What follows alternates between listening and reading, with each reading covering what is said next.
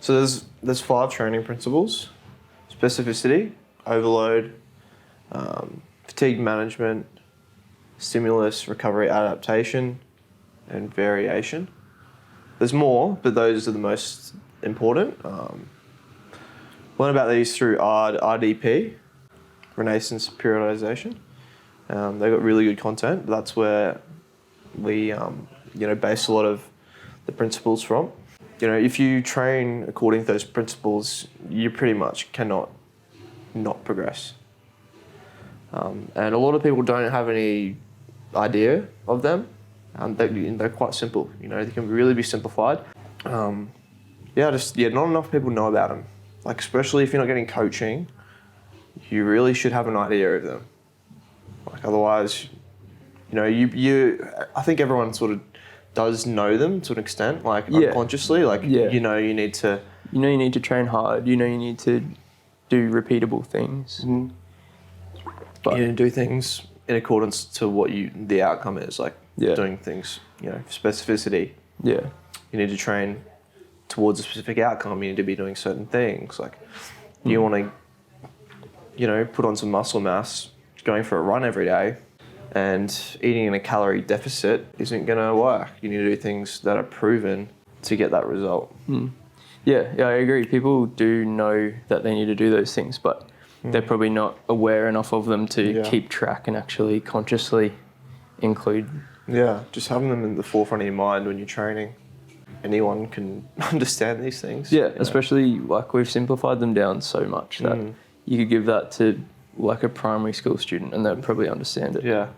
And that's what the members are. They're our little primary school students. Yeah, obviously specificity is the most important one. So training for that specific outcome. So what's a specific outcome that we commonly see? An example? Yeah. Well, like every 17, 18-year-old boy here wants to just, get massive. Yeah. Get as big as possible in the shortest amount of time possible. I'd say that's the most common goal I see, or second to that would probably just be lose weight. Yeah. So if your goal is to put on as much muscle mass as you can, let's say you're training, at least 3 times a week, that's really, I think you need to be at least coming in 3 times a week. You should be enjoying it and wanting to come in more than that anyway and making that time. But you would want to be prioritizing your compound lifts, so prioritizing squat, bench, deadlift. If you make sure you can do those movements well first, and then your ability to do everything else will be a lot higher. If you can't do those movements, you probably can't do all the everything else is just a variation of those movements. So you'd be prioritizing those things, and maybe while you're learning to lift, you would be going a bit heavier on other movements are a bit safer. So, you might be dropping the weight down to make sure your form is good on your squat, your bench, your deadlift. Doesn't mean you can't progressively overload on, hack squats or leg press or chest press or things that you have a bit more confidence in that you can't really fuck up. And just writing down what you're doing. Yeah, that's a huge one. It doesn't matter how you write it down, like phone or depends if you get distracted easily, maybe not a phone, or just a notepad and just looking what you did last week and making a small improvement on that, which is where the progressive overload comes in. Yeah, so back to specificity, that means you're eating as well. You've got to be eating for that outcome as well. So prioritizing those movements, going a bit heavier on the ones that you have more confidence on. So if you're young, starting out at the gym, that's my advice. We got a lot of boys coming in here who just graduate high school, and they don't really get that support in high school. Which honestly, if the school has a gym, I think that should be a priority. Just learning how to lift properly. But anyway, that's another story. Yeah, eating. You want to be eating for that specific outcome. Yeah. So tracking what you're doing. When you're training for specificity, I think a number one thing for that is to actually know what your goal is. Because you say you want to lose weight, but then the next day you come in and train like a bodybuilder, and it's that's not conducive to your goal. Yeah. Well, that's a whole nother story, is people not defining or knowing their goals, or giving themselves like a set time frame to do it, and it's just like, oh, we'll get there, like I'll do this by the end of the year, I'll get there. But it's like, no, like breaking that down into 3 monthly, weekly, daily. Okay, what do I need to do each day to do that? Am I doing that? Yeah. Okay. Like not asking yourself that question. Like, yeah, 100%. You can't work towards a goal if you don't even know what that goal is to begin with. It's not defined. But yeah, so that's number one. Set your goals. know what you actually want to achieve, so you can like figure out a path to get there. That comes down to the questions you're asking yourself. You know, actually having a reason you're in the gym. Like, why are you actually there? Like, people don't actually have the reason. They just got, you know, they do know deep down, like, there's an emotion there, but they're not really conscious of it. Yeah. It's like, oh, I'm getting a bit unhealthy. I should probably just join a gym and go every now and then so I don't get fat. Yeah. It's like, that's not enough of a reason to... What does it mean to you to be healthy? Why do you want to be healthy? How does that affect the rest of your life? How do you feel around everyone, you know, your relationships? How are you showing up to them? Are you being a role model for your friends and family? Do you exude confidence? Like, what is that costing you because, you know, you're not healthy? You know, if you tap into those reasons, you're probably not going to make some stupid excuse. And when you do, you'll be aware of it, and your purpose in the gym will be stronger than those excuses. Yeah, I definitely don't think that's talked about enough. Yeah. Just being like self-aware, being aware of your reasoning, why you're doing it. Yeah, definitely. Yeah. It comes down to the questions you're asking. People don't ask questions enough. Of themselves? Yeah. Like, training is just one thing. It's a good reason to start asking yourself some questions. Like, if you can, you know, use the gym to find, you know, as a means to building these habits and asking yourself these questions, that's like where the real, you know, transformation happens. Not like it's in the mind. The body just happens after, you know. Like, why are you doing what you're doing? Like, how will it feel? What does it mean to you? Like, what's holding me back? Like, what limiting beliefs are stopping me developing these habits? Like, how am I speaking to myself? And like, you know, why do I keep self-sabotaging? Like, people don't ask themselves these questions. And, you know, a gym just getting a result in the gym is like a great place to start. And that's going to carry over to every other aspect of your life. Yeah, 100%. I think I've personally found I made my best gains when I wasn't worried about how I looked. When I just forgot about that and I just trained because I actually wanted to train. Wanted to get stronger. And then it was like those were the best probably gains I've ever made in the shortest amount of time. Yeah. It was like the only time I wasn't thinking about that. Well, I was thinking about it, but it wasn't my main driver. And like, you had more purpose behind it. It wasn't just about how you looked. Yeah. Yeah, when I stopped worrying about trying to get huge muscles to look better, that was when I actually started to make more progress. When would that have been, you reckon? Oh, like the first time you started, like, you made that shift from just looking better to, I want to be strong, healthy, I want to, you know. But I just sort of wanted to learn about training. I want to train properly, train hard. If you give yourself permission to be more confident because you have bigger biceps, then yeah, that's great. That's awesome. Because then you can, you know, do all these other things so you're more confident. But you got to realise you just gave yourself permission. You didn't need the big biceps. I think like the self-respect thing is a big thing as well. People do things they couldn't do before. They're like, fuck, I respect myself a bit more now. Yeah. Like, what else can I do? Like, what else will allow myself to do? Anyway, I just went on a big tangent there.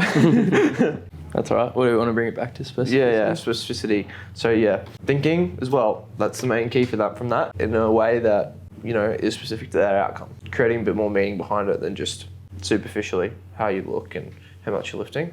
You can find some other reasons why you're doing what you're doing behind that. Definitely got to have that too, but that's going to be more powerful. What do you think was the biggest shift in your mindset with your training? Well, I suppose I went from feeling like I have to do this and I should probably just get it done and then I don't have to worry about it till tomorrow, to actually like wanting to train and wanting to learn about training. And what made you want to do that? That was around the time I started doing the personal training course, and I started training a couple of people, and I was like, I don't want to let these people down. I want to actually be able to help them and know what I'm talking about. So I need to take it seriously myself as well to fully understand it. Yeah. So when it was about other people, you reckon that was like a big shift as well? Yeah, when I felt I got some responsibility for other people, not just myself, then I felt like I really had to take responsibility for it and really actually learn. That's powerful, man. Like, and they don't teach you that in the PT course. Like, yeah. Like, that's not even talked about as your mindset. It's like, why are you doing it? Like, are you just doing it for money? Because you're gonna fucking fail. That's for sure. Yeah. Yeah, well, I don't even think about money. I just think about, I just don't want to like let these people down or like tell them something that's wrong. Yeah, definitely. It's having responsibility. Yeah.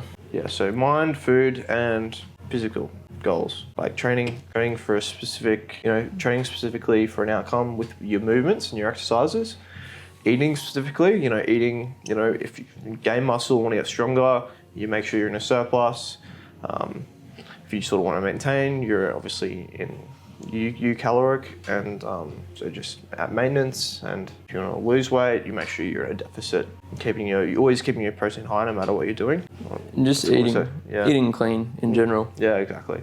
That's a conversation for another day. Yeah, it's just general health. Yeah, just general tips, and make sure that you've got a specific outcome a bit deeper than just physical.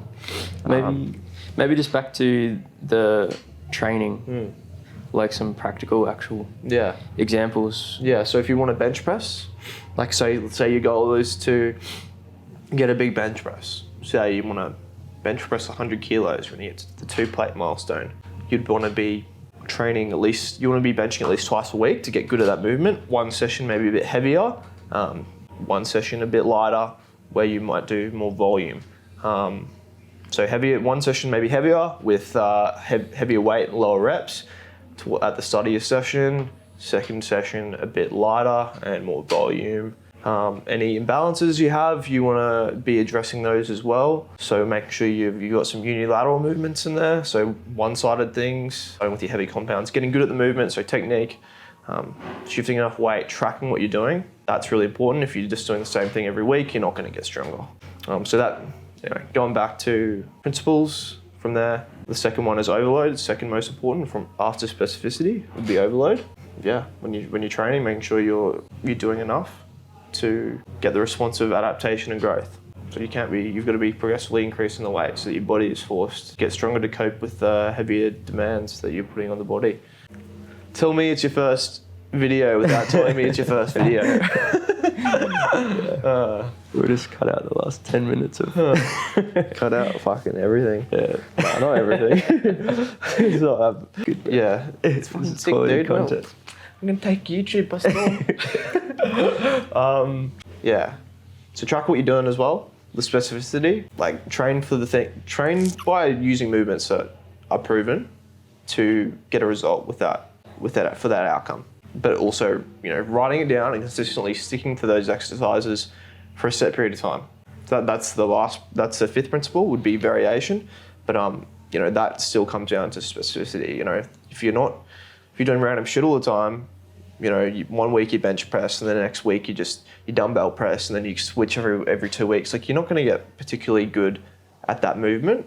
Your body's not going to get used to it.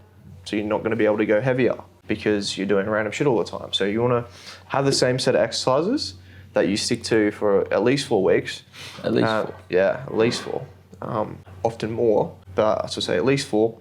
And then write it down, what you're doing. Make sure you're tracking it. Each week you're progressively overloading. So that's the second most important principle. So you want to touch on that one? Yeah, so progressive overload. Basically, you're just increasing the stress placed on your body over time, because your body, essentially muscle growth is like an adaptation to stress. So if you place the same stress on your body every week, your body will eventually adapt to it, and then once it can handle that amount of stress, there's no need for it to adapt any further. So you need to figure out ways to place more stress on the muscles to force more adaptation, which is growth of muscle size. So you bench press 60 kilos 1 week, it's kind of heavy. The next week it's a little bit easier. The next week it's a little bit easier. Eventually you can bench press 60 kilos quite easily. And then if you're just doing that week after week and never increasing the weight, never increasing the reps, you're eventually going to stop growing. So you want to add weight, add reps, add sets, like slow it down. Anything you can think of. There's a million different ways to add stress to it, but that's essentially progressive overload. Exactly, you're overloading in some way. The body isn't going to grow if you don't, force it to. The body wants to stay the same essentially. So if you don't, introduce enough of a stimulus, it's not going to grow, and that's training intensity. Are you training hard enough? Are you tracking how hard you're training? To grow. Yeah, that's another thing. You could be progressively overloading, doing a little bit more weight each week, but if you're still training with like 10 reps in reserve, that's still not going to be enough. Yeah. So yeah, RPE. So that's a good measure to do to make sure that you are overloading and you are training with enough intensity. So RPE is reps, rated perceived exertion, and it's just a measure we can use to, okay, am I training hard enough or am I not training hard enough? So it's on a scale of 1 to 10, really simple. So 10 is absolute failure. You failed that rep. 9 is 1 rep off failure. You're 1 rep off failing. So you don't really want to ever be going to 10 or anything. You can, but like failure is, gun to your head. Maybe if you're powerlifting and you're trying to win like a competition or something, you're doing a 1 rep max, then you want to be at 10. But but when you're just training, 10 is actually failing though, so you don't want to. You don't want to be there. Yeah. You want to be like a 9.5 really. Yeah. At highest. But if you're tracking it and you every set is 6, every set you do, you're 4 reps off failure. You're not training hard enough. So just to jump back, you say 10 is actually failure. Yeah, pretty sure 10 is failure. I would have said 10 is you finished it, but you could not have done 1 more. Yeah. That was my interpretation. Yeah, maybe I'm wrong. Yeah, 9 is 1 rep off failure, so is 10 failure, or is it that's the heaviest you potentially could have done? Yeah, see, I always thought 10 was like you did it, but like that you used everything to do it and you couldn't have gotten another rep out. These are the questions that keep me up at night. We're still learning too, guys. Don't take everything we say. Don't just take don't us. Listen to any of it. Pretty much don't know what the fuck we're talking about at all. Don't just use one source. Pick and choose what you want from different sources and make your own mind up.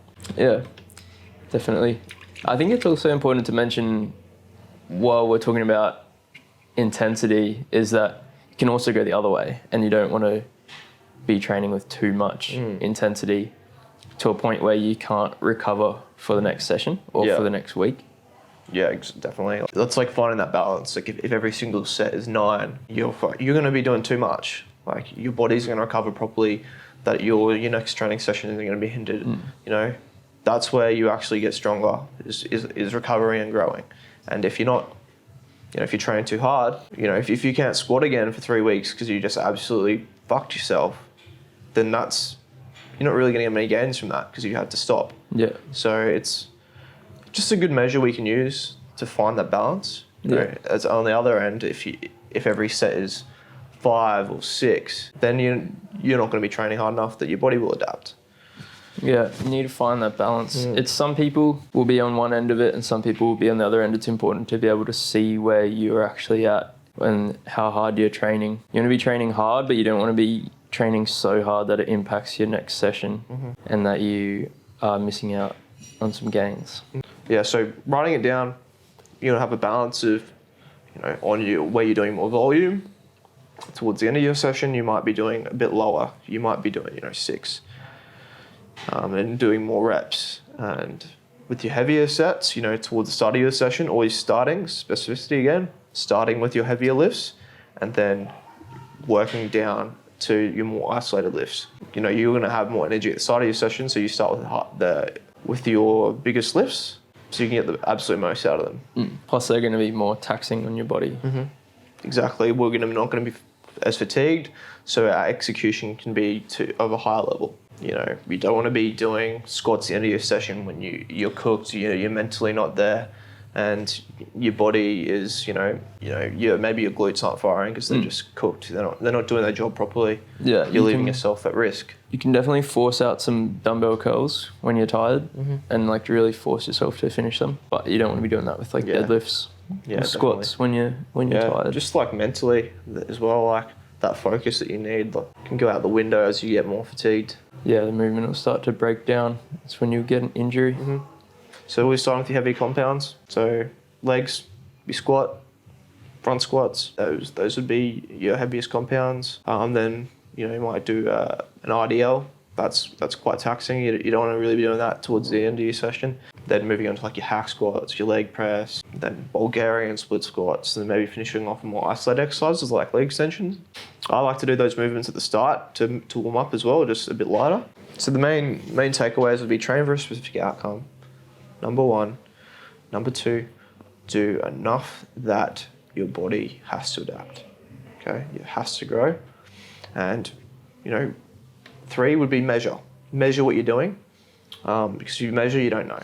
So measure and track. Write down what you're doing. Stick to it for at least 4 weeks.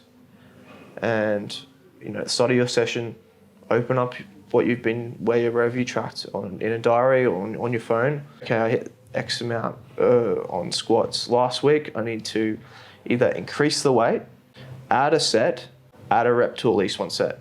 Or you could add a couple reps to a number of sets, but it doesn't have to be weight, especially if you're not confident on that movement yet. Don't go loading it up just to progressively overload each week. Being smart about what you're doing, but at least spinning it on one exercise in some way. Oh, it's Casey. Hello, Casey. You guys shooting some stuff? Yeah. My bad. Casey has a nice bottom. Check that out. Peachy. Did you squat just now? No, you did. He didn't even squat, and it's popping like that. Imagine if he squatted. Good. See you, boys. See you later. Casey's car's not starting. Just gonna run down the road. My family owns the hire shop down the road, so I'm gonna go get him some jumper leads, and we'll save him. Day in the life.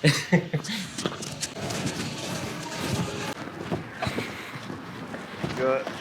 Right. I'll just grab some leads and then I'll just pull my car up here. Yeah, that's cool. It's a nice engine you got there, bro.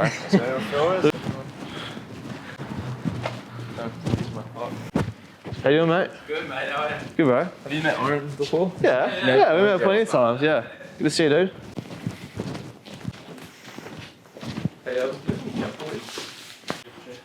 Oh, that's right. Hey, Dave. Yeah, good. Hey, you don't have any jumper leads I could borrow for a minute, do you? Hero the people need. Hello. Hey, boy. Thank you. Back in like 5 minutes. You don't have your keys with you, do you? My keys? Do you have them in your pocket? No, I don't want to pocket, right. no. I'll just have to run back inside. Woo! Man, you vlogging, are we? Yeah, man. Yeah.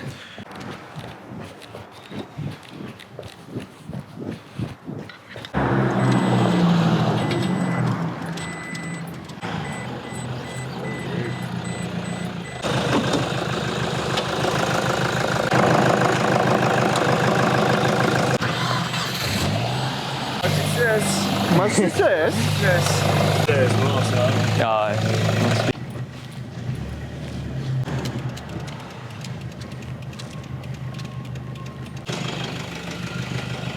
Oh, fuck it. Pow, pow, pow.